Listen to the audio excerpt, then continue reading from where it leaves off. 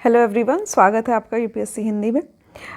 जैसे कि हम लोग देख रहे हैं कि बैक टू बैक हम लोग आई डिस्ट्री की क्लासेस जो है वो लाई जा रही है, जितने भी टीचर्स हैं उनके द्वारा। यहाँ पे उसी सीरीज़ का एक एडिशनल लेक्चर आपको मिल रहा है। यहाँ पे नेशनल इवेंट्स और प्रोग्राम्स हम लोग डिस्कस करेंगे। तो जो भी राष्ट्रीय कार्यक्रम हुए हैं उन पे हम लोग एक नज़र डालेंगे, ठीक है। सबसे पहला जो कार्यक्रम है वो है समृद्ध प्रोग्राम। यहाँ पे जो समृद्ध है इसका अर्थ ये है कि यहाँ पे जो हमारा स्टार्टअप होते हैं, जो नए नए कंपनीज जो होती हैं उनको बनाया जाता है, उसके तहत एक स्टार्टअप एक्सेलरेटर ऑफ मीटी for product innovation development and growth, इसका फुल फॉर्म है। ये पूरा मैच नहीं कर रहा है, थोड़ा यहाँ पे समृद्ध तक मैच कर रहा है, इसके आगे मैच नहीं कर रहा है, बट इसको आप लोग याद कर सकते हैं। स्टार्टअप्स को एक्सेलरेट करेगा, ठीक है, एक अवसर प्रदान किया जाएगा। किसके द्वारा किया जा रहा है? तो मिनिस्ट्री जो है वो है मीटी, जिसकी फुल फॉर्म होती है ministry of electronics and information technology. याद रखिएगा, कई बार मीटी वर्ड जो है वो आपको दिखेगा, क्योंकि ये ministry of electronics and information technology है। तो जब भी टेक्नोलॉजी से रिलेटेड या इलेक्ट्रिकल इलेक्ट्रॉनिक्स से रिलेटेड जब भी कुछ भी होगा तो इस मिनिस्ट्री का नाम आपको हमेशा दिखेगा। मीटी का आप नाम हमेशा याद रखिएगा। जो कैपिटल वाई है वो इसमें मतलब वाई जो है वो कैपिटल में लिखा था। और उसके बाद यहाँ पे है स्टार्टअप एक्सेलरेटर्स ऑफ मीटी फॉर प्रोडक्ट, जो भी प्रोडक्ट बनता है, उत्पाद जो होते हैं उनमें इनोवेशन करेगा, नवाचार लाएगा, उसके डेवलपमेंट में और उसके ग्रोथ में हेल्प करेगा, ठीक है। अब हम लोग देखते हैं समृद्ध प्रोग्राम है क्या। तो ये national policy on software product 2019 के तहत एक प्रोग्राम चलाया गया है, कार्यक्रम चलाया गया है। तो 2019 में जो नेशनल पॉलिसी आई थी, जो राष्ट्रीय नीति आई थी सॉफ्टवेयर प्रोडक्ट्स के लिए, उसी टाइम पे इसको लॉन्च किया गया था। और अगस्त 2021 में जब ये लॉन्च हुआ था तो इस टाइम पे इसने सपोर्ट किया था 300 सॉफ्टवेयर प्रोडक्ट स्टार्टअप्स को, ठीक है। तो जो सॉफ्टवेयर प्रोडक्ट्स बनाते हैं उन स्टार्टअप्स को, लगभग 300 स्टार्टअप्स को इसने हेल्प की थी। 99 करोड़ के जो टेक ओवर थे वो कंपनी के द्वारा बनाए गए थे। 4 वर्षों का टारगेट बनाया गया था, ठीक है। तो 4 वर्षों का टारगेट भी बनाया गया था। यहाँ पे जो भी प्रोडक्ट्स बनाए जाते हैं वो सॉफ्टवेयर फील्ड में होते हैं। कुछ ऐसे प्रोडक्ट बनाए जाते हैं जो इन्वेस्टर्स के साथ कनेक्ट कर सकें, बिजनेस प्लान में हेल्प कर सकें, साथ ही इंटरनेशनल मार्केट जो है उसमें भी अपनी एक पहचान या जगह बना सकें, ठीक है। तो लगभग माना जा रहा है कि इंटरनेशनल मार्केट को 40 लाख के लगभग पहुंचाना है।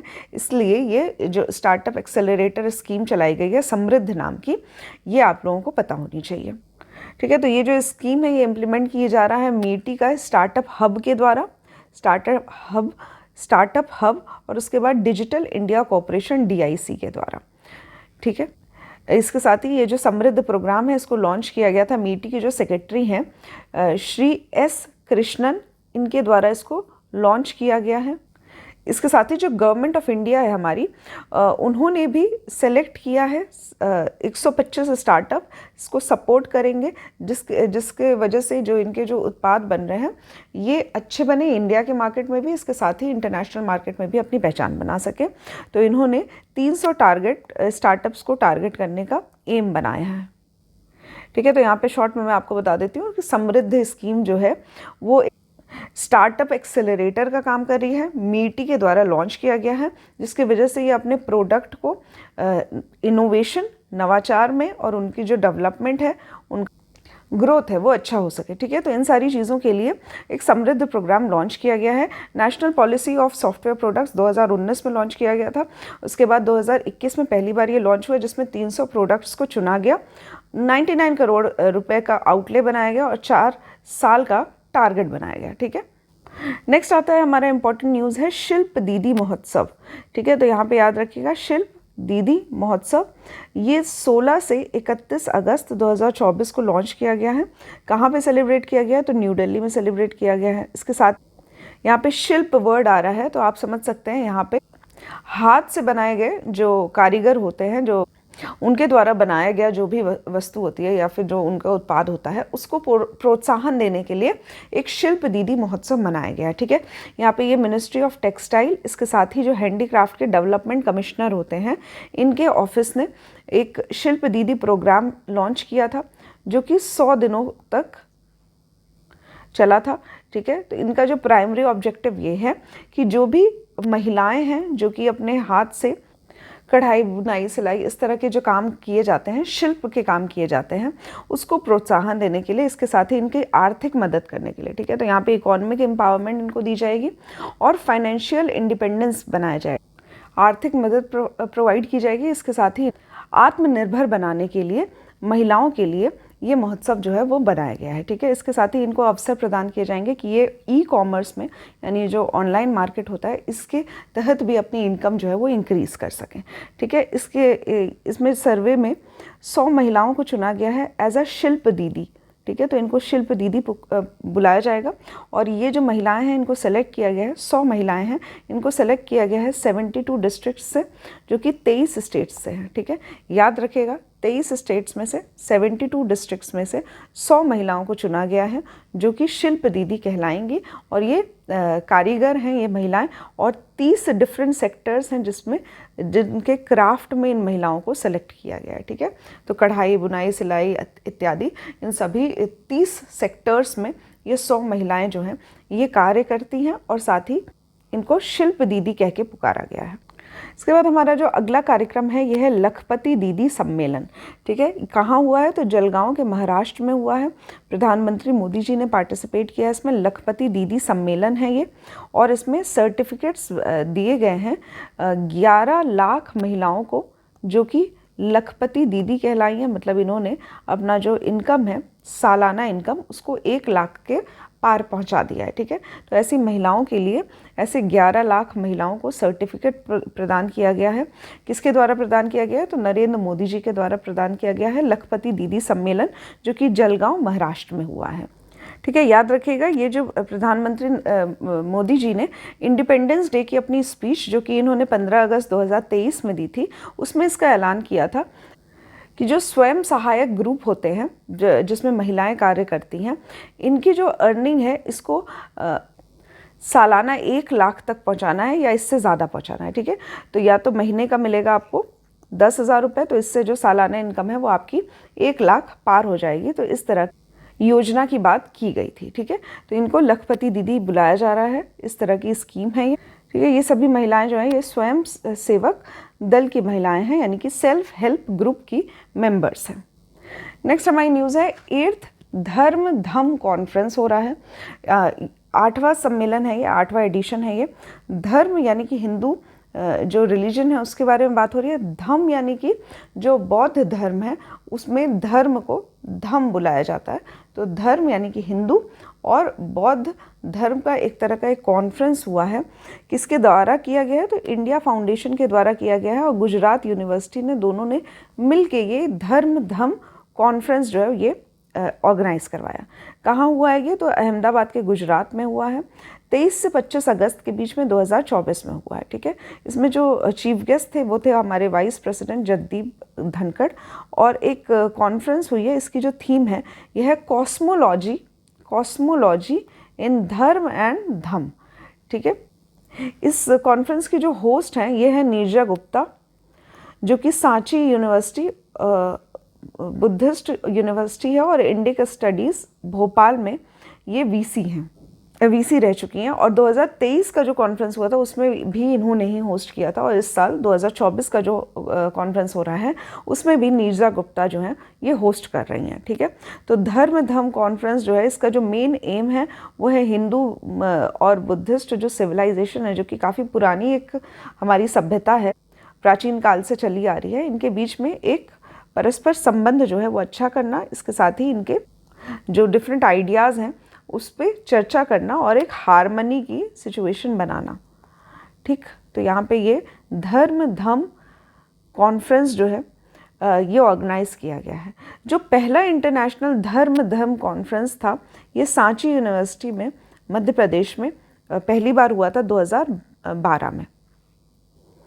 नेक्स्ट हमारी न्यूज़ है कि गवर्निंग काउंसिल मीटिंग हुई है। तो नीति आयोग के जितने भी गवर्नमेंट ऑफिशियल्स हैं, जितने भी ऑफिसर्स हैं, इनकी एक मीटिंग हुई है जो कि 9वां एडिशन है।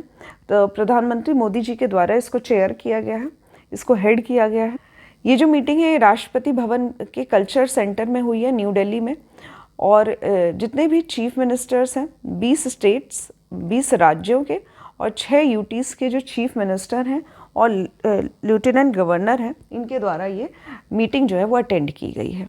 ठीक है, तो इसमें जो चर्चा का विषय था वो किस तरह से इंडिया का जो विकास है वो किया जा सकता है। तो एम किया गया है कि 2047 तक 2047 तक वर्ल्ड 3rd लार्जेस्ट इकॉनमी बनाना है इंडिया को। जीडीपी का टारगेट किया गया है यूएस डॉलर में 30 ट्रिलियन का। ठीक है, 30 ट्रिलियन का टारगेट किया गया है 2047 के लिए किया गया है, और इंडिया को वर्ल्ड का 3rd लार्जेस्ट इकॉनमी बनाने का टारगेट किया गया है। ठीक है, तो ये सभी चीज़ें जो आज़ादी का 100 वर्ष पूरा होगा तब तक के लिए ये टारगेट्स जो हैं ये बनाए गए हैं। इसके साथ ही इन्वेस्टमेंट फ्रेंडली चार्टर जो है ये भी करने की एक प्रपोजल रखा गया है, जिसमें जितने भी इन्वेस्टर्स हैं उनके लिए, मतलब जो बाहर से इंटरनेशनल इन्वेस्टर्स आते हैं जो अपनी कंपनी खोलना चाहते हैं या इंडिया की कंपनी में मदद करना चाहते हैं, उनके लिए भी एक अच्छा वातावरण बनाने के लिए एक चार्टर फ्रेंडली, जो इन्वेस्टमेंट फ्रेंडली जो एक चार्टर है वो लॉन्च किया गया है। अभी नीति आयोग के बारे में हम लोग कुछ बातें जान लेते हैं। तो ये एक बॉडी है जो कि इंडिया के लिए पॉलिसी और इसका जो विजन होगा उसको डिसाइड करती है। जितने भी राज्य हैं उनके लिए, उनके विकास के लिए कार्य करती है, और साथ ही डेवलपमेंट के लिए और मिलजुल के कार्य करने के लिए नीति बनाती है। ठीक है, नीति आयोग के जो मेंबर्स होते हैं उसमें सबसे पहला नाम आता है प्रधानमंत्री का। तो इंडिया के जो प्राइम मिनिस्टर होते हैं वो इसके चेयरपर्सन होते हैं, मेन हेड होते हैं। दूसरा आते हैं जितने भी राज्य हैं और यूटीज़ हैं उनके चीफ मिनिस्टर्स आते हैं, यूटीज़ के लेफ्टिनेंट गवर्नर आते हैं, और इसके साथ ही जो वाइस चेयरमैन हैं नीति आयोग के, वाइस चेयरमैन वो आते हैं। कुछ फुल टाइम मेंबर्स होते हैं नीति आयोग के, और कुछ स्पेशल इन्वाइटीज़ बुलाए जाते हैं। ठीक है, याद आपको प्रधानमंत्री, फिर उसके बाद चीफ मिनिस्टर्स, लेफ्टिनेंट गवर्नर्स, और उसके बाद वाइस चेयरमैन जो कि नीति आयोग के होते हैं। नेक्स्ट इंपॉर्टेंट हमारा रीसेट प्रोग्राम। ठीक है, रीसेट जो है इसकी फुल फॉर्म है retired sports person empowerment training. ठीक है, तो वो सभी स्पोर्ट्स पर्सन्स, वो सभी खिलाड़ी जो कि अभी रिटायर हो चुके हैं और लगभग 20 से 50 वर्ष की आयु के बीच के हैं, ऐसे लोगों के सशक्त होने के लिए एक ट्रेनिंग दी जा रही है। ठीक है, तो ये union minister of youth affairs, sports and labour employment के द्वारा ये लॉन्च किया गया। ठीक है, कब लॉन्च किया गया? तो नेशनल स्पोर्ट्स डे के दिन लॉन्च किया गया। कब मनाया जाता है ये आप लोग देख सकते हैं, 29 अगस्त 2024 को, यानी कि 29 अगस्त को नेशनल स्पोर्ट्स डे के रूप में मनाया जाता है। डॉक्टर मनसुख मांडविया के द्वारा ये प्रोग्राम जो है, ये कार्यक्रम जो है ये लॉन्च किया गया है। इसका उद्देश्य ये है कि जो सभी लोग जो रिटायर हो चुके हैं स्पोर्ट्स पर्सन, उनको एक अवसर प्रदान करना, एक नौकरी की तरह एम्प्लॉयमेंट प्रदान करना, और साथ ही उनको सशक्त बनाना। ठीक है, आर्थिक मदद के लिए भी यूज़ किया जा रहा है। तो ये एक प्रोग्राम जो है ये लॉन्च किया गया है। ठीक है, तो एलिजिबिलिटी ये है कि वो सभी लोग जिन्होंने अपना करियर जो है वो स्पोर्ट्स में जो करियर था उसको छोड़ दिया है, साथ ही 20 से 50 वर्ष की आयु के बीच में है। इसके साथ ही इंटरनेशनल या फिर नेशनल मेडल्स ला चुके हैं, स्टेट के लिए मेडल ला चुके हैं, ये सभी लोग जो है इसके पात्र होंगे। नेक्स्ट हमारी इंपॉर्टेंट न्यूज़ है संपूर्णता अभियान कैंपेन। ये भी नीति आयोग के द्वारा लॉन्च किया गया है। संपूर्णता अभियान ये जुलाई 4, 2024 को लॉन्च किया गया है, और इसमें ये लॉन्च इवेंट जो है ये लॉन्च किया गया तो इसको 112 आकांक्षी जिले और 500 आकांक्षी ब्लॉक, ठीक है, तो 112 एस्पिरेशनल डिस्ट्रिक्ट्स और 500 एस्पिरेशनल ब्लॉक्स के लिए लॉन्च किया गया है। 3 महीने की कैंपेन चलाई जाएगी, यानी कि 4 जुलाई से लेकर 30 सितंबर तक की कैंपेन चलाई जाएगी, और इसका उद्देश्य ये है कि 12 ऐसे सोशल सेक्टर्स हैं जो कि इंडिकेटर के तौर पे काम करेंगे, और इन आकांक्षी जिलों और ब्लॉक्स में इन सभी जो इंडिकेटर्स हैं, सूचक हैं, 12 सूचक हैं, इनको चेक किया जाएगा। ठीक है, अब ये जो 12 इंडिकेटर्स हैं कौन कौन से हैं, तो इसमें हेल्थ आएगा, साथ ही पोषण तत्व आएंगे, इसके साथ ही वहाँ की शिक्षा आएगी, कृषि पे ध्यान देना, और इसके साथ ही जो जल संसाधन है इनके बारे में भी जो जो स्थिति है उस पर्टिकुलर ज़िले में ये चेक की जाएगी। ठीक है, यहाँ पे दोनों डिफरेंट प्रोग्राम्स हैं, देख लेते हैं क्या डिफरेंस है इसमें। तो आकांक्षी जिला कार्यक्रम और इसके साथ ही आकांक्षी ब्लॉक कार्यक्रम।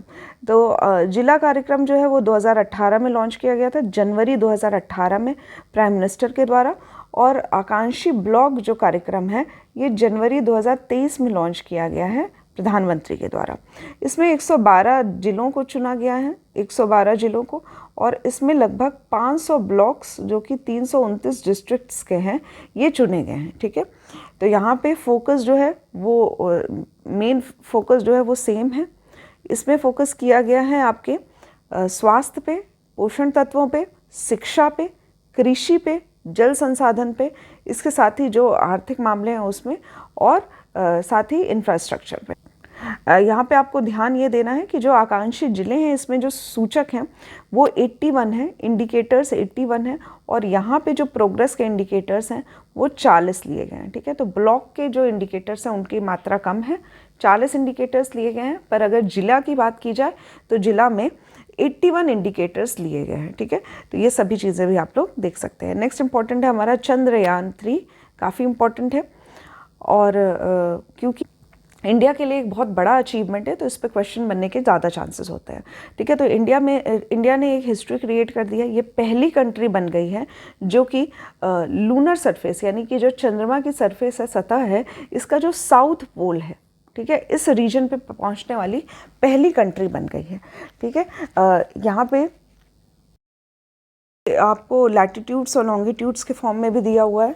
ठीक है, तो साउथ पोल रीजन हम लोग देख सकते हैं, 69.3 याद रखिए, उसके साथ ही 32.3 याद कर सकते हैं आप लोग। यहाँ पे जो लूनर साउथ पोल है इस पे ये 6:04 PM पे यानी कि शाम में 23 अगस्त को पहुंचा था, 23 अगस्त 2023 को पहुंचा था। विक्रम लैंडर ने टच किया था इसको, तो विक्रम लैंडर आप लोग याद कर सकते हैं। इसके साथ ही 6:04 PM पे शाम में अगस्त 23, 2023 को ये पहुंचा था। ठीक है, इसको लॉन्च किया गया था जुलाई 14 को, इसरो के द्वारा लॉन्च किया गया था, और सतीश धवन स्पेस सेंटर श्रीहरिकोटा आंध्र प्रदेश में स्थित है, इसके द्वारा यहाँ पे मतलब इस जगह से यहाँ पे लॉन्चिंग की गई थी। ठीक है, बजट जो था वो लगभग 615 करोड़ का बजट था, और इसीलिए 23 अगस्त 2023 को नेशनल स्पेस डे के रूप में जो है मनाना स्टार्ट कर दिया गया है। जो लैंडिंग साइट है चंद्रयान 3 की, इसको शिव शक्ति पॉइंट कहा जा रहा है। तो चंद्रयान 3 का जो लैंडिंग पॉइंट है शिव शक्ति पॉइंट है। चंद्रयान 2 जो था इसका जो लैंडिंग साइट था, जिस पॉइंट पे ये लैंड किया था, उसको तिरंगा पॉइंट का नाम दिया गया था। ठीक है, तो यहाँ पे चंद्रयान 3 है, इससे पहले ऑलरेडी 2 चंद्रयान भेजे जा चुके हैं। चंद्रयान 2 का पॉइंट था तिरंगा पॉइंट, और चंद्रयान 1 का जो स्ट्राइकिंग पॉइंट था वो जवाहर पॉइंट नाम से जाना जाता है। इसका जो लैंडर है उसका नाम है विक्रम, और जो रोवर है इसका नाम है प्रज्ञान। याद रखिएगा, लैंडर विक्रम है, रोवर जो है वो प्रज्ञान है। अभी लैंडर और रोवर क्या होता है, तो इसके लिए ये जब हम लोग स्पेस के बारे में पढ़ते हैं तो जब भी रॉकेट जो है वो लॉन्च किया जाता है तो वो एक सिंगल बॉडी नहीं होता है, उस साथ कई सारी चीज़ें, कई सारी मशीनरी डिवाइस लगी रहती है।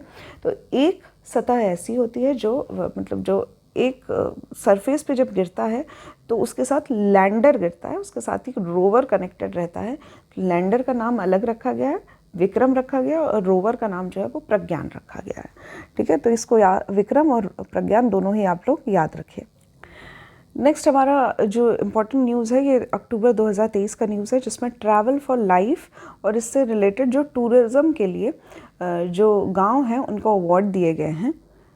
ठीक है, तो ट्रैवल फॉर लाइफ और इसके साथ ही जो बेस्ट टूरिज़्म विलेज है, ठीक है, पर्यटन के लिए जो गांव जो हैं इम्पॉर्टेंट गांव हैं और बेस्ट परफॉर्मेंस दिए हैं, उनके लिए अवार्ड दिए गए हैं, 2023 में दिया गया है। ये मिनिस्ट्री ऑफ टूरिज़्म के द्वारा लॉन्च किया गया है इंडिया में, और पहली बार 46th Pacific India travel association, जिसको पाटा कहा गया है, इसका एक ट्रैवल मार्ट हुआ है, जिसका ऑर्गेनाइजेशन न्यू दिल्ली में किया गया है अक्टूबर 2023 में। ठीक है, तो यहाँ पे ट्रैवल फॉर लाइफ यानी कि टूरिज़्म को बढ़ावा देने के लिए एक प्रोग्राम जो है वो चलाया गया है। ट्रैवल फॉर लाइफ जो है इसको लॉन्च किया गया था भारत मंडपम में, न्यू दिल्ली के में। इसके साथ ही बेस्ट पर्यटन गांव जो है, ठीक है, तो सबसे सर्वश्रेष्ठ पर्यटन गांव जो है इसका एक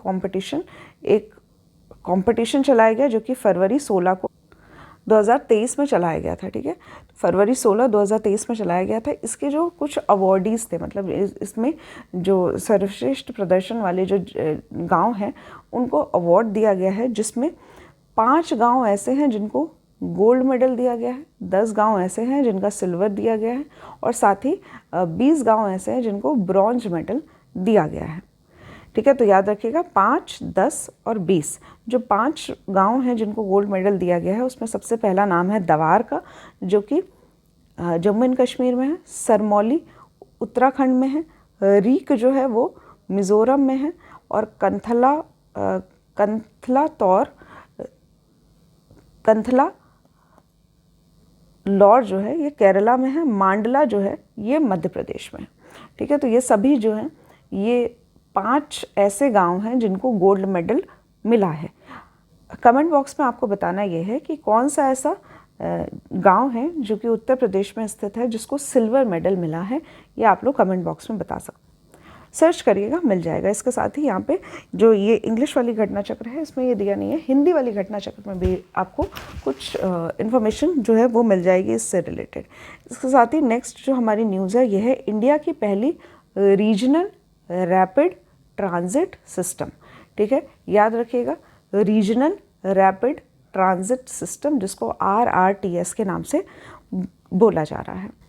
इसका अर्थ यह है कि लोकल लेवल पे, रीजनल लेवल पे एक हाई स्पीड ट्रेन चलाई जाएगी जिसको नमो भारत के नाम से जाना जाएगा, ठीक है। तो इसमें पहला जो है ट्रेन जो है वो चलाई जा रही है दिल्ली गाज़ियाबाद मेरठ रूट पे। ये कॉरिडोर बनाया गया है, 17 किलोमीटर का है, दिल्ली गाज़ियाबाद मेरठ RRTS कॉरिडोर नाम से जाना जा रहा है। प्रधानमंत्री जी के द्वारा इसकी आधारशिला रखी गई थी, 8 मार्च 2019 को रखी गई थी, और अभी 2023 अक्टूबर 2023 में इसको लॉन्च किया गया है। साहिबाबाद रैपिडेक्स स्टेशन गाज़ियाबाद उत्तर प्रदेश से इसको लॉन्च किया गया है। दिल्ली गाज़ियाबाद मेरठ रूट पे चलाया जाएगा। ये इंडिया का पहला रैपिड रेल सिस्टम है जिसकी स्पीड जो है वो 180 किलोमीटर प्रति घंटा की स्पीड से चलेगा, और इसके साथ ही नमो भारत जो है इस रैपिड ट्रेन का नाम रखा गया है, ठीक है। और मोदी जी ने खुद इसमें ट्रैवल किया था, पर्सनली ट्रैवल किया था इस नमो भारत एक्सप्रेस में। इसके बाद आता है होयसाल मंदिरों का। होयसाल मंदिर जो हैं वो चर्चा में इसलिए हैं क्योंकि इनको यूनेस्को की वर्ल्ड हेरिटेज लिस्ट में शामिल कर दिया गया है। सितंबर 2023 की न्यूज़ है, याद रखिएगा।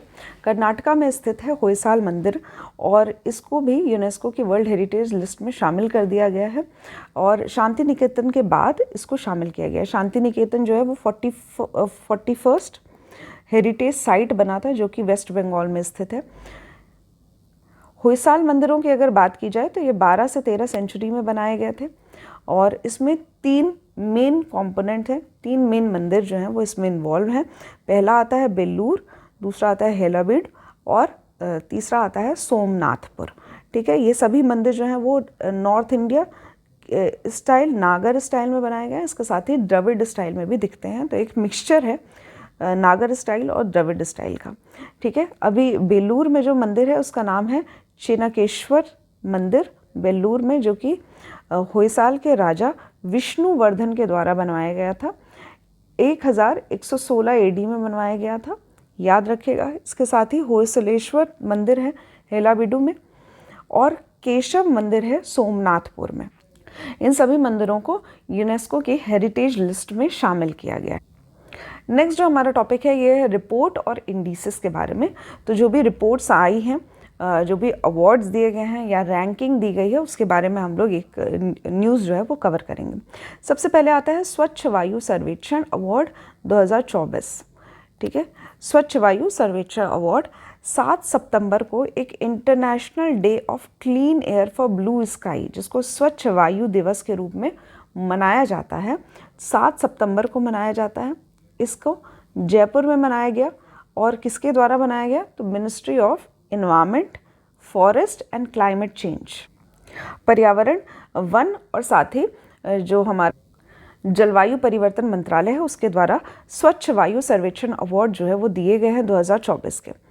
इसके लिए national mission for clean air के ही तहत ये सभी अवार्ड्स जो हैं वो दिए गए हैं। ये जो दिन है स्वच्छ वायु दिवस जो कि 7 सितंबर को मनाया जा रहा है, ये यूनाइटेड नेशन जनरल असेंबली के द्वारा डिक्लेयर किया गया है। 2019 में डिक्लेयर किया गया था एज अ स्वच्छ वायु दिवस 7 सितंबर, याद रखिएगा। स्वच्छ वायु सर्वेक्षण अवार्ड जो है वो 3 कैटेगरीज में दिए गए हैं। जो भी नेशनल क्लीन एयर प्रोग्राम था इसके तहत जो कैटेगरीज थी, जो सर्वश्रेष्ठ परफॉर्मेंस दी गई है उसके द्वारा इन कैटेगरीज को बनाया गया है। तो पहली कैटेगरी है वो जगहें जहाँ की जनसंख्या जो है वो 10 लाख से पार है, ठीक है। दूसरी कैटेगरी में आता है 3 से 10 लाख के पॉपुलेशन वाली जगहें, और थर्ड कैटेगरी है 3 लाख से कम जनसंख्या वाले जगहों को थर्ड कैटेगरी में रखा गया है। स्वच्छ वायु सर्वेक्षण 2024 के अगर रिजल्ट देखा जाए तो 10 लाख से ज़्यादा जनसंख्या वाली कैटेगरी में जो पहला स्थान है यह है सूरत का। सूरत, याद रखिएगा, पहला स्थान सूरत है, दूसरा स्थान जबलपुर है और तीसरा में आता है आगरा। सूरत, जबलपुर, आगरा। फिर सेकंड कैटेगरी यानी 3 से 10 लाख की जनसंख्या वाले जिलों में आता है फिरोज़ाबाद जो कि उत्तर प्रदेश का है, अमरावती महाराष्ट्र, उसके बाद झांसी। तो फिरोज़ाबाद, अमरावती, झांसी ये 3 से 10 लाख वाले कैटेगरी में आते हैं। और लेस देन 3 लाख जनसंख्या वाले जिलों में रायबरेली उत्तर प्रदेश में स्थित है, नलगोंडा जो कि तेलंगाना में स्थित है, और नल्लागढ़ जो कि हिमाचल प्रदेश में स्थित है। ये सभी 3 लाख से कम की कैटेगरी में अवार्ड दिए गए हैं इनको बेस्ट परफॉर्मेंस का, ठीक है। ये पूरा जो टेबल बना हुआ है ये आपको सभी जो सिटीज़ के नाम दिए गए हैं ये सब आपको याद होने चाहिए, क्योंकि कुछ भी क्वेश्चन पूछे जा सकते हैं। 10 लाख से ज़्यादा आबादी वाले, 3 से 10 लाख की आबादी वाले और 3 लाख से कम आबादी वाले, ये सभी जो ज़िले हैं ये आपको याद होने चाहिए, ठीक है। इसमें इंपॉर्टेंट ये है कि उत्तर प्रदेश के इतने सारे ज़िले हैं, याद रखिएगा। आगरा जो है उसको फर्स्ट कैटेगरी में रखा गया है, तीसरे स्थान पे। फिरोज़ाबाद, झांसी भी आता है, सेकंड कैटेगरी में आता है, और रायबरेली जो है ये प्रथम स्थान पाया है थर्ड कैटेगरी में, ठीक है। तो ये सभी इंपॉर्टेंट हो जाते हैं। इसके बाद कुछ और चीज़ें दी गई है, जैसे कि 2022 की जो अवार्ड्स दिए गए थे उनके बारे में भी बताया गया है कैटेगरी 1, 2, 3 में, और इसी के तहत 2023 के जो अवार्ड दिए गए हैं उसके बारे में जानकारी जो है वो भी प्रदान की गई है। नेक्स्ट हमारा नेशनल क्लीन एयर प्रोग्राम जिसके तहत ये अवार्ड दिए गए हैं, इसके बारे में हम लोग जान लेते हैं। तो यहाँ पे हमारा एक टारगेट है, एक अचीवमेंट है 2025-26 के लिए हमने रखा है, जिसमें जो एयर क्वालिटी इंडेक्स होता है, जो हमारा स्टैंडर्ड होता है एयर क्वालिटी का, उसको हमें अच्छा बनाना है, एयर क्वालिटी को अच्छा रखना है, जिसमें हम लोग जो PM10 का कॉन्सेंट्रेशन है, ठीक है, ये पर्टिकुलेट मैटर होते हैं। तो PM10 जो है 10 साइज़ का जो पर्टिकुलेट मैटर है, इसका जो कंसंट्रेशन है उसको 40% से कम अचीव करना है हमें। 40% से कम इसका कंसंट्रेशन जो है वातावरण में जो इसकी उत्पत्ति हो रही है उसको 40% से कम करना है हमें। नेक्स्ट आता है NIRF रैंकिंग 2024, जिसमें NIRF का फुल फॉर्म है नेशनल इंस्टीट्यूशनल रैंकिंग फ्रेमवर्क, ठीक है। तो जितने भी कॉलेज हैं या इंस्टीट्यूट हैं इनके लिए एक रैंकिंग बनाई गई है। इसके तहत 1 अगस्त 2024 को जो शिक्षा मंत्रालय है उसके द्वारा ये रैंकिंग जो है ये लॉन्च की गई है, ठीक है। तो रैंकिंग हम लोग देखते हैं, टॉप 5 कॉलेजेस जो हैं ओवरऑल कैटेगरी में, उसमें सबसे पहला नाम आता है IIT मद्रास का, जिसको फर्स्ट रैंक मिली है। दूसरा आता है IISc बेंगलोर यानी कि Indian institute of science Bangalore में, इसका दूसरा स्थान है। तीसरे स्थान पे आता है IIT बॉम्बे, फिर फोर्थ आता है IIT दिल्ली, और सबसे 5वें स्थान पे है IIT कानपुर। यूनिवर्सिटीज़ की बात की जाए तो उसमें सबसे पहला नाम आता है IISc बेंगलोर का, फिर आता है जवाहरलाल नेहरू यूनिवर्सिटी जो कि न्यू दिल्ली में स्थित है दूसरे स्थान पे। तीसरे स्थान पे आता है जामिया मिलिया इस्लामिया न्यू दिल्ली में स्थित है, और चौथे स्थान पे आता है BHU वाराणसी में स्थित है। पब्लिक यूनिवर्सिटीज़ की बात करें तो सबसे पहले आता है अन्ना यूनिवर्सिटी चेन्नई में स्थित है, दूसरे पे आता है जादवपुर यूनिवर्सिटी जो कि कोलकाता में स्थित है, और तीसरे स्थान पे आता है सावित्रीबाई फूले यूनिवर्सिटी जो कि पुणे में स्थित है। कुछ और कैटेगरीज़ के अवार्ड जो है वो बताए गए हैं यहाँ पे। एडिशनल इन्फॉर्मेशन है जो टेबल के फॉर्म में दिया हुआ है वो इम्पॉर्टेंट है, उसको आप लोग याद कर सकते हैं।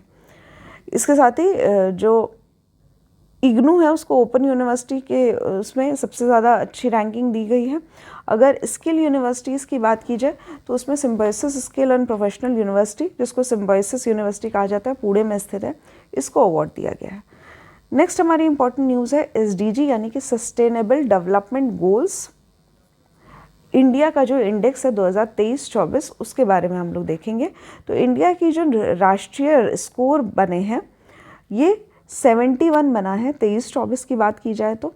यहाँ पे सस्टेनेबल डेवलपमेंट गोल इंडेक्स जो है वो लॉन्च किया गया है, किसके द्वारा? नीति आयोग के द्वारा रिलीज़ किया गया है, जिसमें इंडिया का जो राष्ट्रीय स्कोर है, मतलब राष्ट्रीय लेवल पे जो स्कोर दिया गया है वो है 71। अगर हम लोग बात करें 20-21 की तो उसमें 66 स्कोर बना था इसका, और 19-20 की बात की जाए तो उसमें 60 यानी कि 60 का स्कोर बना था। अभी ये बढ़कर 71 हो गया है 23-24 की अगर बात की जाए। इसमें कुछ इंडेक्स हैं जिसके बेस पे ये रैंकिंग बनाई गई है, जैसे कि भुखमरी या फिर भुखमरी हटाना या फिर गरीबी हटाना, कार्य जो है एम्प्लॉयमेंट जो है नौकरी प्रदान करना, साथ ही आर्थिक मदद करना, जो जलवायु परिवर्तन है उसके क्षेत्र में कार्य करना, और साथ ही जो लोगों का जो जीवन स्तर है इसको इम्प्रूव करना।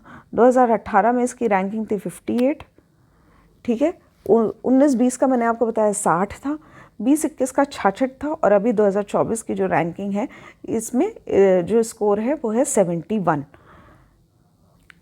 ये जो इंडेक्स है ये लॉन्च किया गया नीति आयोग के द्वारा, और वाइस चेयरमैन जो हैं सुमन बेरी, इनके द्वारा इसको लॉन्च किया गया है। पहली बार 2018 में लॉन्च किया गया था और अभी ये चौथी बार लॉन्च किया गया है, ठीक है। मेन जो फोकस है इसका, ये पहला जो SDG गोल है हमारा, यानी कि गरीबी हटाओ, नो पॉवर्टी।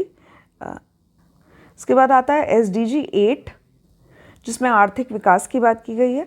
फिर आता है गोल 13 जिसमें जलवायु परिवर्तन की बात की गई है, और गोल 15 जिसमें लाइफ ऑन लैंड यानी कि जो जल स्थल पे रहने वाला जो जीवन है इसको अच्छा करने के लिए, जो लाइफ स्टाइल है इसको अच्छा करने के लिए जो सस्टेनेबल गोल्स दिए गए हैं उसके बारे में चर्चा करता है, ठीक है। तो यहाँ पे याद रखना है 1, 8, 13 और 15, ठीक है। 1, 8, 13, 15 इन सभी SDG गोल्स पे फोकस किया गया है। इसमें जो सबसे ज़्यादा, मतलब अभी ओवरऑल तो स्कोर इसको 71 मिला है, पर इसमें जो सबसे ज़्यादा स्कोर है वो जलवायु परिवर्तन के लिए मिला है इसको, और इसके साथ जो नो पॉवर्टी है उसके लिए मिला है दूसरा सबसे ज़्यादा स्कोर। सबसे कम स्कोर जो है वो जेंडर इक्वालिटी में मिला है। नेक्स्ट आपको देखना है यहाँ पे जो टॉप परफॉर्मेंस है ये उत्तराखंड और केरला के द्वारा दी गई है। इंपॉर्टेंट है, वेरी इंपॉर्टेंट, इस पे क्वेश्चन पूछा जाता है। तो उत्तराखंड और केरला जो है ये सबसे अच्छा इन्होंने परफॉर्मेंस दिया है। सबसे ख़राब परफॉर्मेंस जो है वो बिहार की है, और बिहार को 57 पॉइंट्स मिले हैं, ठीक है। उत्तराखंड और केरला दोनों को ही 79 पॉइंट्स मिले हैं, ठीक है। फिर कुछ और 4 स्टेट्स हैं जिसको परफॉर्मर कैटेगरी में रखा गया है। मेघालय, नागालैंड, झारखंड और बिहार। यूनियन टेरिटरी की बात की जाए तो सबसे अच्छी परफॉर्मेंस जो है वो चंडीगढ़ की है, और सबसे ख़राब परफॉर्मेंस जो है ये लद्दाख की है। अगर 2023-24 मतलब 18 से और 23-24 का अगर हम लोग स्कोर देखते हैं तो उसमें सबसे जो बढ़ोतरी देखी गई है, सबसे ज़्यादा बढ़ोतरी वो उत्तर प्रदेश में देखी गई है, ठीक है। तो 2018 में जो इसका स्कोर था और अभी 23-24 में जो इसका स्कोर है इसमें 25 का बढ़ोतरी देखने को मिलता है। नेक्स्ट जम्मू एंड कश्मीर है जिसमें 21 की बढ़ोतरी देखने को मिलती है। उत्तराखंड है 19 पॉइंट्स की बढ़ोतरी हुई है, सिक्किम का 18 हुआ है, ठीक है। तो स्कोर के माध्यम से देख सकते हैं उत्तराखंड और केरला को मिला है 79। इसके बाद आता है तमिलनाडु जिसको 78 मिला है। याद रखिएगा उत्तर प्रदेश को 67 मिला है यहाँ पे। और सबसे लोएस्ट परफॉर्मेंस की बात की जाए तो सबसे बुरी परफॉर्मेंस जो है वो है बिहार की 57 नंबर, उसके बाद झारखंड की, और उसके बाद नागालैंड की। तो नेक्स्ट हमारी जो इम्पोर्टेंट न्यूज़ है ये है the state of food security and nutrition in the world report, ठीक है। तो एक वर्ल्ड रिपोर्ट आई है विश्व स्तर की रिपोर्ट है जिसमें फूड की सिक्योरिटी और पोषण, न्यूट्रिशन की बात की जा रही है। ठीक है, तो ये वर्ल्ड की रिपोर्ट है, तो इसमें हर अलग अलग देशों के बारे में आपको एक रिपोर्ट देखने को मिलेगी। जुलाई 2024 में, 24 जुलाई 2024 में ये रिपोर्ट जो है ये जारी की गई थी।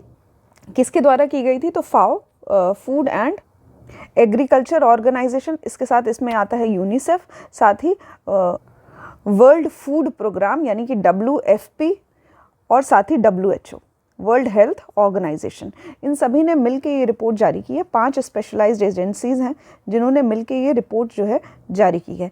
किसके बारे में बात कर रहे हैं? तो फूड के सिक्योरिटी के बारे में, सुरक्षा के बारे में, खाद्य सुरक्षा, इसके साथ ही न्यूट्रिशन, पोषण, इसके बारे में बात कर रहा है। ठीक है, यहाँ पे जो मेन रिपोर्ट की फाइंडिंग्स है उसमें ये कह रहा है कि अभी भी हम लोग SDG 2 जिसमें है ज़ीरो हंगर, ठीक है, भुखमरी मिटाओ, ऐसा SDG 2 में कहा गया है, और इस लक्ष्य के अभी भी हम लोग काफ़ी दूर हैं। और भी बातें कही गई है, जैसे कि पोषण का जो स्तर है, यानी कि कुपोषण की तरफ जो है ये बढ़ते रहे हम। कोविड-19 के पेंडेमिक के बाद जो कुपोषण का स्तर है ये काफ़ी बढ़ता रहा है। सबसे ज़्यादा चिंता की स्थिति अफ्रीका में देखने को मिलती है।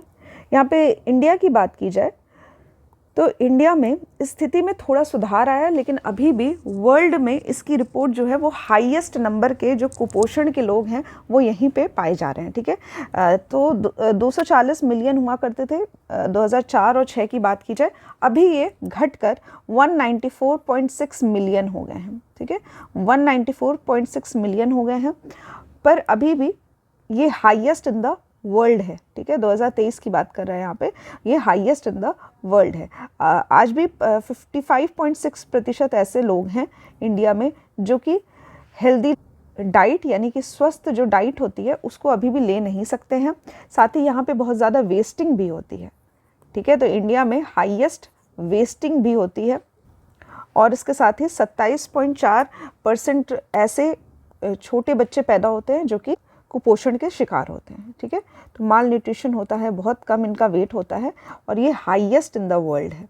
ठीक, तो इंडिया के बारे में जो इनके नंबर्स में सुधार तो आया है, बट अभी भी वर्ल्ड में सबसे ज़्यादा है यहाँ पे कुपोषण के शिकार लोग, और साथ ही फूड वेस्टिंग करना, और SDG गोल नंबर 2 जिसमें ज़ीरो हंगर की बात की गई है, तो उससे ये काफ़ी दूर है अभी भी।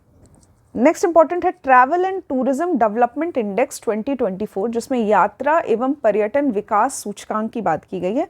2024 की ये जारी किया गया है, सेकेंड एडिशन है ये, मई 2024 में इसको लॉन्च किया गया था, travel and tourism development index के नाम से, और पहली बार इसको इंट्रोड्यूस किया गया था 2024 में WEF के द्वारा, वर्ल्ड इकोनॉमिक फोरम के द्वारा।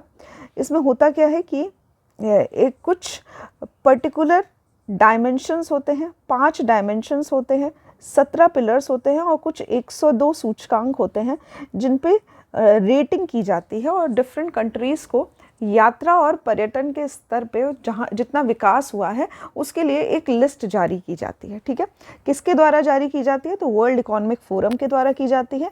इसके साथ ही यूनिवर्सिटी ऑफ सुरे जो है यूनाइटेड किंगडम का, ये दोनों लोग मिलके ये लिस्ट जो है ये जारी करते हैं। ठीक है, पहली बार 2022 में जारी किया गया था WEF के द्वारा।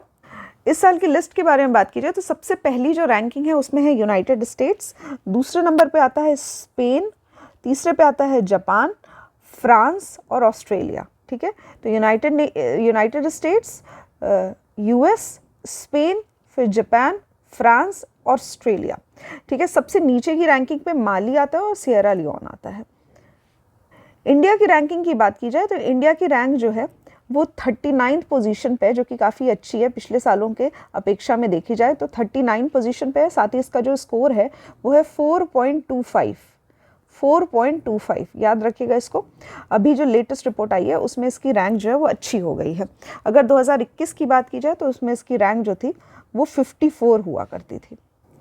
ठीक है, तो यहाँ पे 39th पोजीशन याद कर सकते हैं, स्कोर याद कर सकते हैं 4.25। इसके बाद कुछ और भी स्कोर्स दिए हुए हैं, जैसे कि कल्चर में, नेचुरल में, और भी जो रिसोर्सेज हैं उसमें, तो ये कुछ खास इंपॉर्टेंट नहीं है। वो जो आपको याद रखना है वो इसका मेन स्कोर जो बना है 4.25, और साथ ही इसकी जो रैंकिंग है वो है 39। किसमें है? यात्रा एवं पर्यटन विकास सूचकांक 2024 में। नेक्स्ट आता है द ग्लोबल लाइवेबिलिटी इंडेक्स। ठीक है, तो यहाँ पे हिंदी में भी इसको यही कहा गया है, ग्लोबल लाइवेबिलिटी इंडेक्स। यहाँ पे जीवन जीने के लिए जो भी सूचकांक की ज़रूरत होती है उन सभी चीज़ों पे वैश्विक स्तर पे एक इंडेक्स बनाया गया है। किसके द्वारा? इकोनॉमिस्ट इंटेलिजेंस यूनिट के द्वारा। ठीक है, फिर से है, सुन लीजिए, इकोनॉमिस्ट इंटेलिजेंस यूनिट, शॉर्ट में लिखा जाएगा EIU के द्वारा, जिसमें 173 सिटीज़ के बारे में हम लोगों ने इन लोगों ने इवैल्यूएट किया है। ठीक है, तो 173 सिटीज़ हैं जिनके बारे में इन्होंने इंडेक्स में रिपोर्ट बनाई है, और लगभग 30 फैक्टर्स है जिन पे ये रिपोर्ट बनाई गई है, जिसमें आता है स्वास्थ्य, साथ में कल्चर, वहाँ का जो इन्वायरमेंट है, शिक्षा है, और साथ ही इंफ्रास्ट्रक्चर है। ठीक है, तो इन सभी चीज़ों पे एक रिपोर्ट बनाई गई है, जिसमें पहली बार जो मतलब तीसरी बार पहला स्थान जो है वो वियना को, ऑस्ट्रिया को मिला है। ये फर्स्ट रैंक पे है और ये वर्ल्ड का मोस्ट लाइवेबल सिटी है। ठीक है, तो वियना ऑस्ट्रिया जो है पहले रैंक पे है। सबसे खराब जिसकी रैंकिंग गई है, 20 स्थान नीचे हो गया है अभी ये, तेल अवीव इज़राइल में है, इज़राइल में। और क्योंकि यहाँ पे हमास के साथ उनकी वॉर चल रही है, इसलिए जो इसका स्तर है, यहाँ का लिविंग स्तर है, वो काफ़ी गिर गया है। सबसे ख़राब रैंकिंग जिसकी है वो है दमास्कस, सीरिया में है। इसके साथ ही कुछ और नीचे की रैंकिंग में देख सकते हैं हम, कराची पाकिस्तान भी है, और ढाका जो है बांग्लादेश में स्थित है। इंडिया की अगर बात की जाए तो इसमें 5 शहरों के बारे में इस लिस्ट में रिपोर्ट बनाई गई है, जिसमें न्यू दिल्ली आता है। न्यू दिल्ली जिसका स्कोर है मतलब इनकी जो रैंक है, दोनों की ही रैंक, न्यू दिल्ली और मुंबई दोनों की ही रैंक 141 है, 141, याद रखिएगा इसको। इसके साथ ही इसमें आता है चेन्नई, अहमदाबाद और बेंगलुरु। ठीक, तो 5 शहरों के नाम हैं इस लिस्ट में, न्यू दिल्ली, मुंबई, फिर आता है चेन्नई, अहमदाबाद, बेंगलुरु, जिसमें न्यू दिल्ली और मुंबई की रैंकिंग जो है सबसे अच्छी है, 141 रैंक पे है ये, और बाकी अन्य जो शहर हैं चेन्नई, अहमदाबाद, बेंगलुरु, वो इनसे कम रैंकिंग पे है। नेक्स्ट जो हमारी इंपॉर्टेंट न्यूज़ है ये है QS वर्ल्ड यूनिवर्सिटी रैंकिंग 2025। ध्यान दीजिएगा, 2025 की रैंकिंग है ये, और इसमें वर्ल्ड की जितनी भी यूनिवर्सिटी हैं, ग्लोबल लेवल पे जितनी भी यूनिवर्सिटीज़ हैं, उनको एक रेटिंग या फिर एक रैंक प्रदान की गई है। किसके द्वारा की गई है? तो QS के द्वारा की गई है। इसके नाम में ही आ रहा है QS। QS की फुल फॉर्म है क्वैक्वेरेली सिमोंस। ठीक है, तो ये नाम आप लोग याद कर सकते हैं, हिंदी में भी कुछ ऐसे ही दिया हुआ है। इसके साथ ही जो सबसे पहली रैंकिंग जो है best institute of the world है, वो MIT को मिला है। मैसाचुसेट्स इंस्टीट्यूट ऑफ टेक्नोलॉजी जो कि US में स्थित है, इसको पहली रैंक प्रदान की गई है, और लगभग 13 बार इसको फर्स्ट रैंक मिल चुका है। ठीक है, तो 13 बार इसको फर्स्ट रैंक मिल चुका है, अभी भी ये इसी रैंक में है। QS के द्वारा ये जो रैंकिंग है ये प्रदान की जाती है। अगर हम लोग बात करें तो सबसे पहले जो है MIT है, और इसके साथ ही टॉप रैंक पे UK का इंपीरियल कॉलेज है, लंदन में स्थित है। इंपीरियल कॉलेज लंदन में स्थित है, MIT US में स्थित है।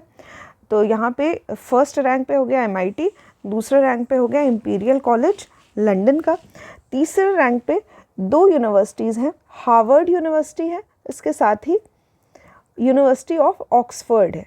ठीक है, तो सभी जानी पहचानी यूनिवर्सिटी है, नाम आप लोग याद कर सकते हैं। तीसरे स्थान पे हार्वर्ड यूनिवर्सिटी और साथ ही यूनिवर्सिटी ऑफ ऑक्सफोर्ड। इंडिया की रैंकिंग की बात की जाए तो 61% जो इंडियन यूनिवर्सिटी है इनकी रैंक में सुधार आया है। काफ़ी अच्छी बात है, यहाँ पे 61% जो इंडियन यूनिवर्सिटीज़ हैं इनकी रैंक में सुधार आया है। सबसे पहला जो टॉप मोस्ट है इंडिया में रैंकिंग के मामले में वो है IIT बॉम्बे। IIT बॉम्बे जो है इसका लिस्ट में जो स्थान है वो है 149 2024 में, और अभी जो 2025 की रिपोर्ट आई है उसमें इसका स्थान बढ़ के मतलब रैंकिंग जो है वो अच्छी हो गई है और 118वें स्थान पे आ गई है। ठीक है, तो इसका स्कोर अच्छा हो गया है, रैंकिंग जो है 118 हो गई है।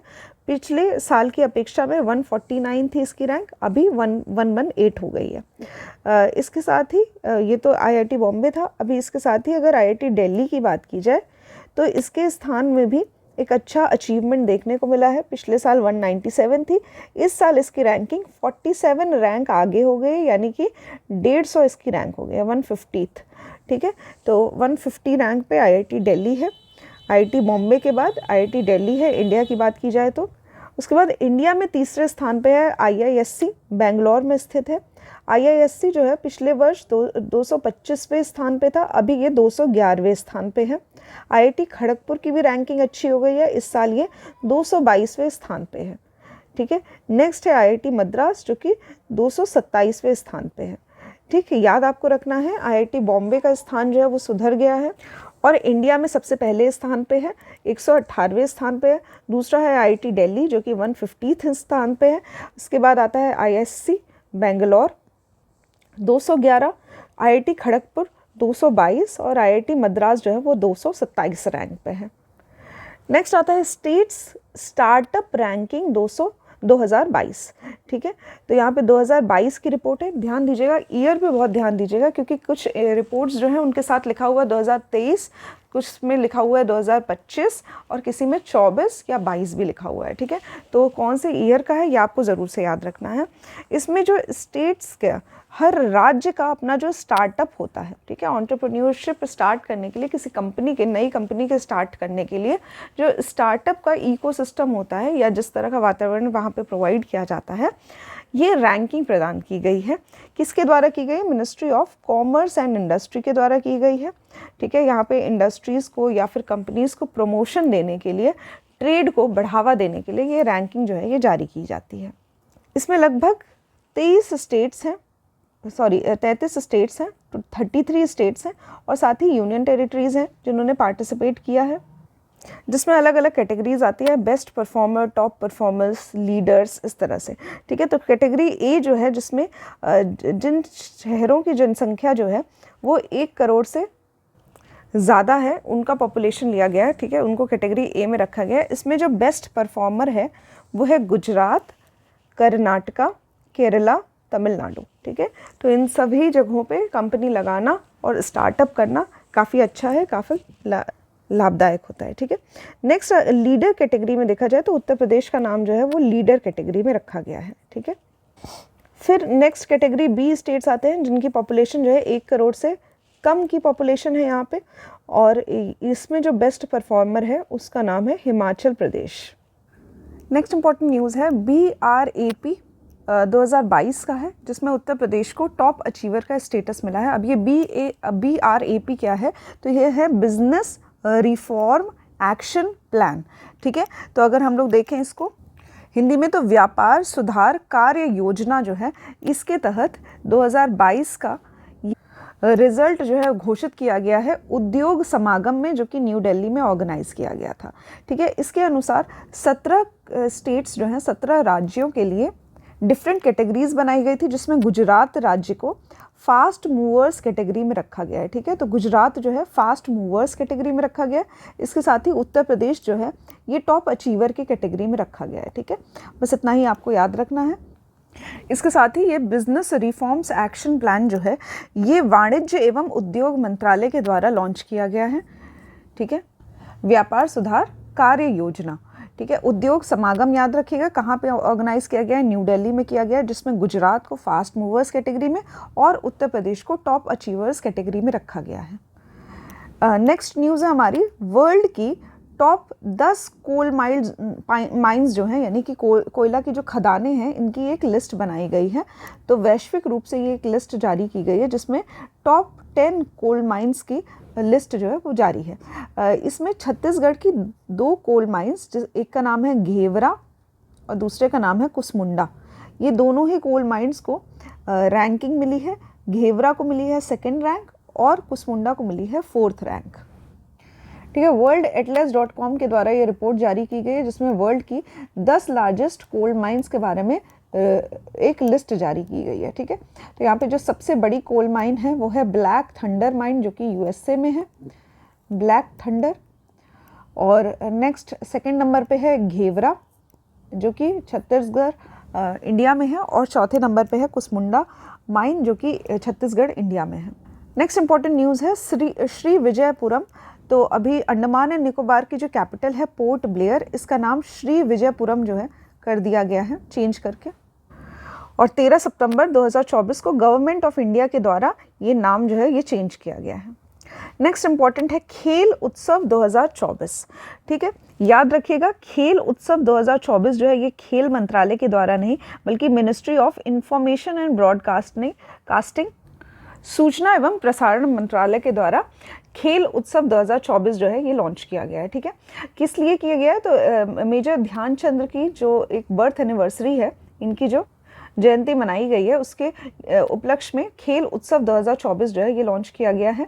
कहाँ पे किया गया है? तो मेजर ध्यानचंद स्टेडियम, उसके साथ ही जवाहरलाल नेहरू स्टेडियम न्यू दिल्ली में है।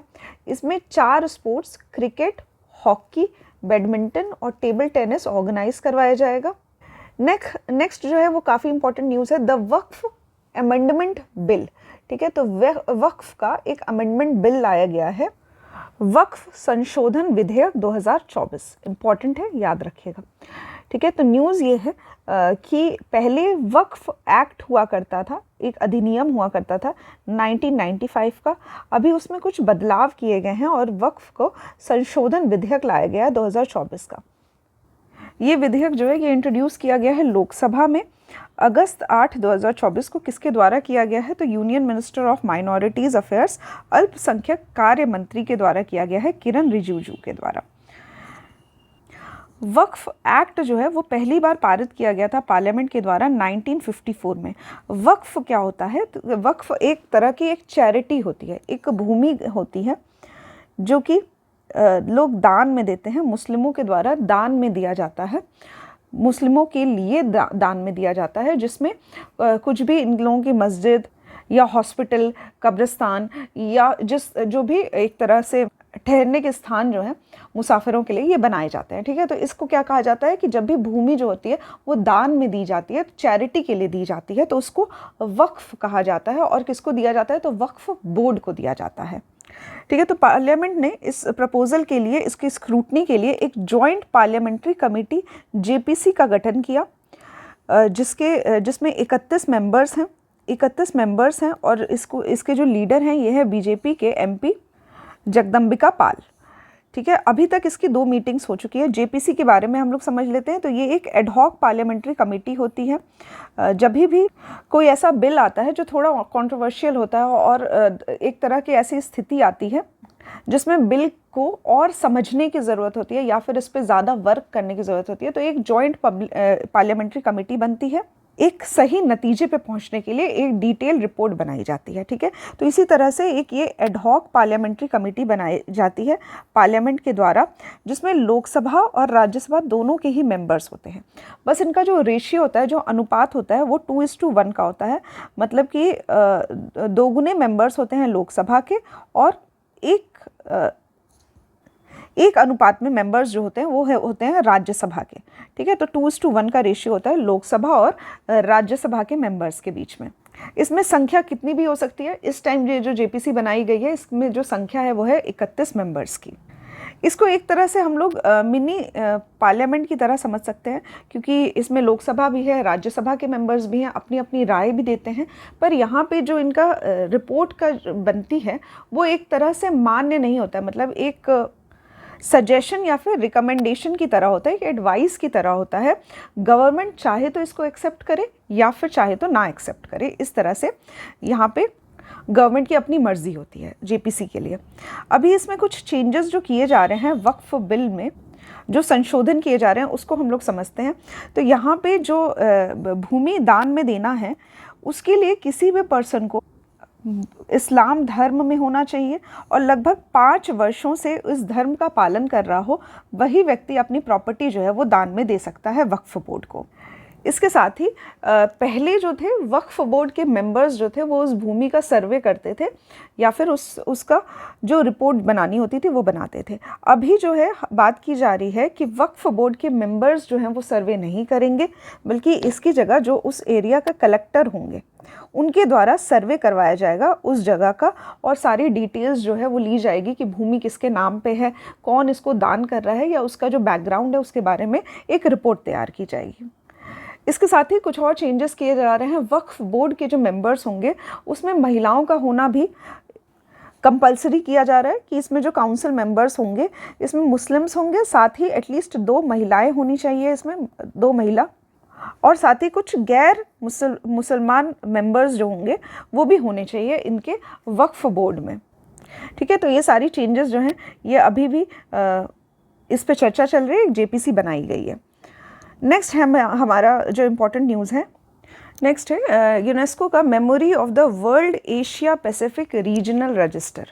ठीक है, तो यूनेस्को के द्वारा एक विश्व का इस एशिया प्रशांत का जो क्षेत्र है इसके लिए एक स्मृति रजिस्टर बनाया जा रहा है। ठीक है, स्मृति रजिस्टर का अर्थ ये है कि जो पुरानी चीज़ें हैं, जो लिटरेरी वर्क है, जिसमें साहित्यिक कृतियाँ आती हैं, उनको क्या करेंगे ये लोग आइडेंटिफाई करेंगे और इनको प्रिजर्व करने की कोशिश करेंगे, संरक्षण प्रदान करेंगे।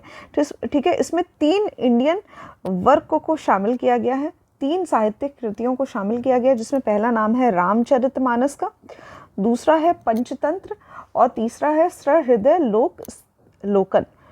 ठीक है, ठीक, तो ये तीनों आप लोग याद कर लीजिए, रामचरितमानस, पंचतंत्र की कथाएं जो थी और इसके साथ ही सहृदय लोकन, इन सभी को यूनेस्को के memory of world Asia Pacific regional register जो है इसमें शामिल किया गया है, स्मृति रजिस्टर में। ठीक है, तो ये अनाउंस कहाँ किया गया है, तो एक मीटिंग हुई है world committee for Asia and Pacific की, जिसमें मेमोरी स्मृतियों को शामिल करने की एक स्कीम जो है वो जारी की गई है। तो ये उलान बटार जो कि मंगोलिया की कैपिटल है, यहाँ पे ये अनाउंस किया गया है।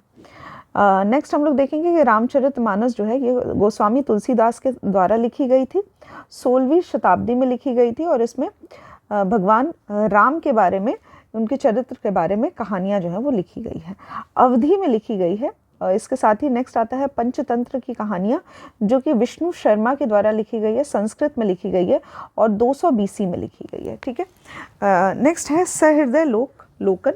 तो ये इसके जो रचयिता हैं ये है आचार्य आनंद वर्धन। ठीक है, इंपॉर्टेंट है, आचार्य आनंद वर्धन, ये भी संस्कृत में ही लिखा गया है। नेक्स्ट इंपॉर्टेंट न्यूज़ है, India emerges as 3rd largest solar power producer globally. ठीक है, तो वैश्विक स्तर पे इंडिया जो है वो सोलर पावर का, सौर ऊर्जा का 3रा सबसे लार्जेस्ट प्रोड्यूसर, उत्पादक बन गया है।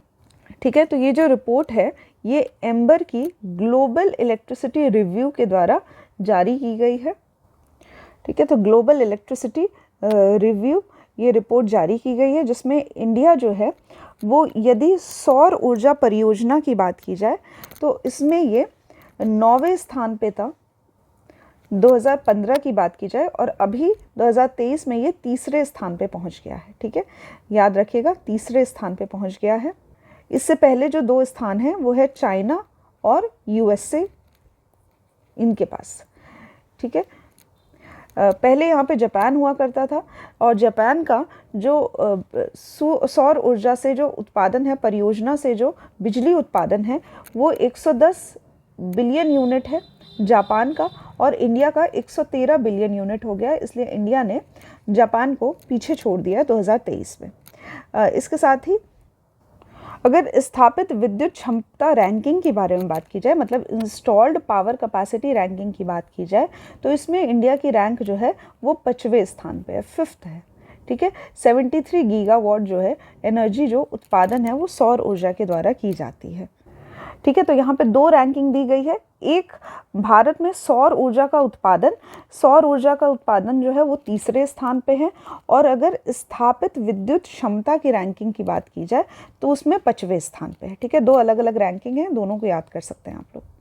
ओवरऑल अगर भारत में नवीकरणीय ऊर्जा संसाधन की बात की जाए, रिन्यूएबल एनर्जी रिसोर्सेज की बात की जाए, तो 2023 की रिपोर्ट है जिसमें पता चलता है कि विंड पावर यानी कि पवन ऊर्जा से लगभग 43 गीगावाट एनर्जी जो है वो बनाई जाती है, 43 गीगावाट, और 2030 के लिए लक्ष्य रखा गया है कि लगभग 140 गीगावाट एनर्जी जो है वो पवन ऊर्जा से बनाई जाए। इसके बाद अगर सौर ऊर्जा की बात की जाए तो इसका जो रेशियो है वो लगभग 67 गीगावाट जो है सौर ऊर्जा जो है उससे बिजली उत्पादन किया जाता है। नेक्स्ट आता है हमारा बायोमास जिसका रेशियो जो है वो है 10 गीगावाट, ठीक है, 10 गीगावाट। उसके बाद आता है स्मॉल हाइड्रो इलेक्ट्रिक प्रोजेक्ट्स जो होते हैं उसमें लगभग 5 गीगावाट है, और वेस्ट से अगर बनाने वाला है तो काफ़ी कम प्रतिशत है, 0.5 गीगावाट है। टोटल अगर बात की जाए तो टोटल 126 गीगावाट है, ठीक है। इसमें आपको याद ये रखना है कि पवन ऊर्जा जो है वो 43 गीगावाट है इंडिया में अभी 2023 की रिपोर्ट के अनुसार, और अगर सौर ऊर्जा से बिजली उत्पादन की बात की जाए तो 67 गीगावाट है, बायोमास से 10 गीगावाट है, और स्मॉल हाइड्रो इलेक्ट्रिक प्रोजेक्ट्स जो होते हैं उससे 5 गीगावाट एनर्जी जो है वो प्रोड्यूस की जा रही है। नेक्स्ट इम्पॉर्टेंट न्यूज़ है बिम्स्टेक के बारे में। तो बिम्स्टेक जो है ये एक ग्रुप है नंबर ऑफ कंट्रीज़ का, जिसका फुल फॉर्म है Bay of Bengal initiative for multi sectoral technical and economic cooperation, ठीक है। तो बंगाल की खाड़ी के आसपास जो भी कंट्रीज़ हैं उनके लिए एक बहुक्षेत्रीय तकनीकी और आर्थिक सहयोग के लिए एक मंच बनाया गया है जिसको हम लोग बिम्स्टेक के नाम से जानते हैं। बिम्स्टेक की बात करें तो यहाँ पे 7 कंट्रीज़ जो हैं वो इनसे जुड़ी हुई है, 7 देश। सबसे पहला नाम है बिम्स्टेक में ही इसका नाम है, तो देख सकते हैं यहाँ पे हम लोग। बी से हो गया बांग्लादेश, आई से हो गया इंडिया, एम से म्यांमार, एस से हो जाएगा श्रीलंका, टी से हो जाएगा थाईलैंड, और यहाँ पे फिर नेक्स्ट आप लोग याद कर सकते हैं नेपाल और भूटान, ठीक है। तो ये सभी 7 देश जो है ये बिम्स्टेक के मेंबर्स हैं, ठीक है। फिर से बता दे रही हूँ, बांग्लादेश है, इंडिया है, म्यांमार है, श्रीलंका है, थाईलैंड है, नेपाल है और भूटान है, ठीक है। इसमें जो 7 मेंबर्स हैं उनके लिए अलग अलग सेक्टर्स जो है, क्षेत्र जो है नेतृत्व के लिए दिए गए हैं, जिसमें बांग्लादेश की बात की जाए तो व्यापार, निवेश और विकास में बांग्लादेश को दिया गया है। ट्रेड, इन्वेस्टमेंट और डेवलपमेंट के क्षेत्र जो है ये बांग्लादेश के पास है, ठीक है। पर्यावरण और जलवायु परिवर्तन भूटान का क्षेत्र है। इसके साथ ही ऊर्जा सहित सुरक्षा जो है ये भारत का क्षेत्र है, ठीक है। तो भारत का क्षेत्र आप लोग याद कर सकते हैं, सिक्योरिटी इंक्लूडिंग एनर्जी, ठीक है। तो ऊर्जा और सुरक्षा। म्यांमार की बात की जाए तो कृषि और खाद्य सुरक्षा, agriculture and food security Myanmar का क्षेत्र है। नेपाल का जो क्षेत्र है ये है लोगों के बीच आपस में जो संपर्क है वो नेपाल का क्षेत्र है। श्रीलंका का क्षेत्र है विज्ञान, प्रौद्योगिकी और नवाचार, और थाईलैंड का क्षेत्र है कनेक्टिविटी, ठीक है। तो ये सभी क्षेत्र जो है विभाजित किए गए हैं बिम्स्टेक के लिए। नेक्स्ट है Asian Buddhist conference for piece. तो यहाँ पे बुद्धिस्ट कॉन्फ्रेंस जो है, बौद्ध शांति सम्मेलन जो है ये ऑर्गेनाइज किया गया है। किसके द्वारा किया गया है? न्यू दिल्ली में किया गया है और बुद्धिस्ट कल्चर के लोगों के द्वारा किया गया है। इसकी जो थीम है ये है the Buddhist voice of global south, ठीक है। वैश्विक दक्षिण की बौद्ध जो लोग हैं उनकी आवाज़।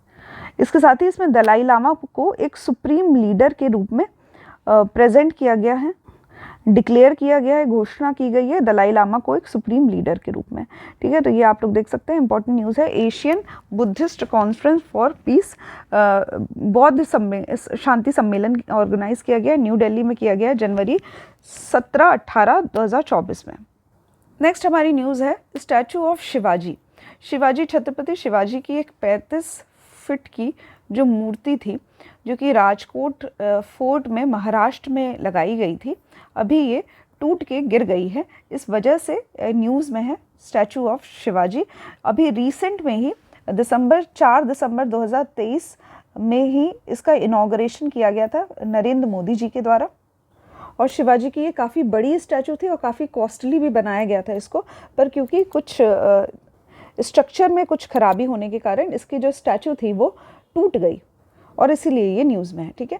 नेक्स्ट हम लोग कुछ स्टैचू के बारे में देखेंगे और कहाँ पे इसकी लोकेशन है ये हम लोग जानेंगे। तो पहला है स्टैचू ऑफ वननेस, एकता की जो प्रतिमा है ये आदि शंकराचार्य की मूर्ति है, आदि शंकराचार्य की ओमकारेश्वर में लगाई गई है। ओमकारेश्वर जो कि मध्य प्रदेश में स्थित है। सितंबर 2023 में इसको लॉन्च किया गया था, ठीक है। तो 108 फीट की ये मूर्ति है जिसको हम लोग एकता की प्रतिमा कह रहे हैं।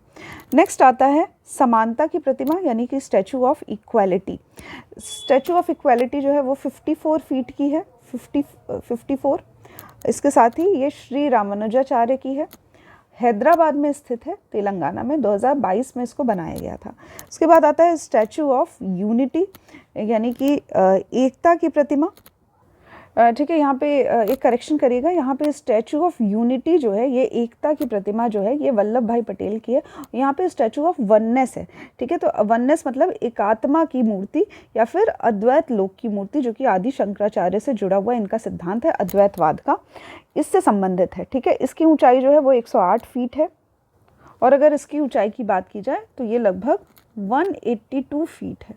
ठीक है, 182, याद रखिएगा 182। कहाँ पे बनाया गया है? तो साधु बेट एक टापू है, वहाँ पे इसको बनाया गया है, सरदार सरोवर डैम के पास, गुजरात में। इसके बाद आता है थिरुवल्लुवर की स्टैचू। थिरुवल्लुवर की स्टैचू है ये, कन्याकुमारी में, तमिलनाडु में स्थित है। इसके बाद तथागत बुद्धा की स्टैचू, जो कि राबुंग सिक्किम में स्थित है। स्टैचू ऑफ अहिंसा ऋषभनाथ की स्टैचू है, नासिक महाराष्ट्र में स्थित है। स्टैचू ऑफ पीस जो है, शांति का स्टैचू जो है, शांति की प्रतिमा, ये स्वामी रामानुजाचार्य का है, श्रीनगर में स्थित है, जम्मू एंड कश्मीर में। इसके साथ ही स्टैचू ऑफ पीस एक और है, जो कि जैन आचार्य श्री विजय वल्लभ सुरेश्वर जी महाराज का है, जो कि जेतपुरा राजस्थान में स्थित है।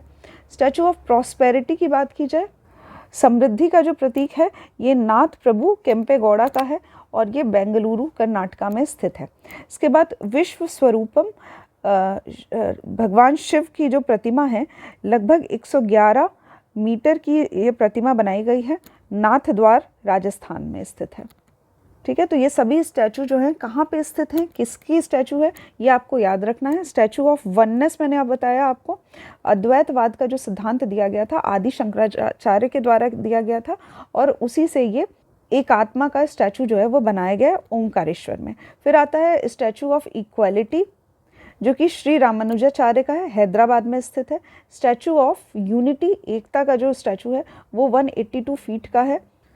तो आज के लेक्चर में बस इतना ही। नेक्स्ट सेक्शन जो है घटना चक्र का, इसके साथ हम लोग स्टार्ट करेंगे। ठीक है, आई दृष्टि पूरी कवर करवाई जाएगी आपको, हिंदी और इंग्लिश दोनों ही तरह से कवर करवाई जाएगी।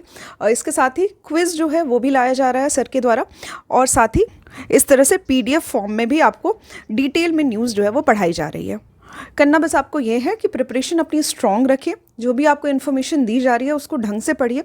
अगर आप चाहें तो सेल्फ नोट्स भी बना सकते हैं, या फिर चीज़ों को लेक्चर के साथ ही याद कर सकते हैं। ठीक है, कुछ क्वेश्चंस जो हैं उसका आंसर आप लोग कमेंट बॉक्स में ज़रूर से करिएगा। तो पहला प्रश्न है, शिल्प दीदी महोत्सव जो है ये कहाँ पे मनाया गया है और कितनी महिलाओं को इसमें शामिल किया गया था? तो ठीक है, तो शिल्प दीदी महोत्सव के बारे में आपको बताना है।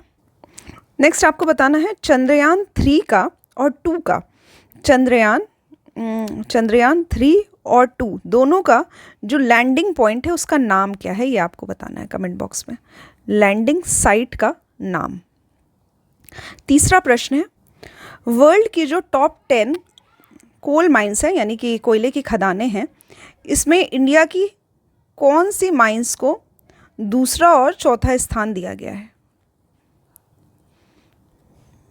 ठीक है, तो ये सभी जो क्वेश्चंस पूछे गए हैं इसका आंसर आप लोग कमेंट बॉक्स में कर सकते हैं। और जो भी आप लोगों को पढ़ाया गया है आज के लेक्चर में, इसको आप लोग रिवाइज़ करिए, बार बार सुनने की कोशिश करिए, और साथ ही अपना शॉर्ट नोट्स अगर बनाना चाहें तो बना सकते हैं। ठीक है।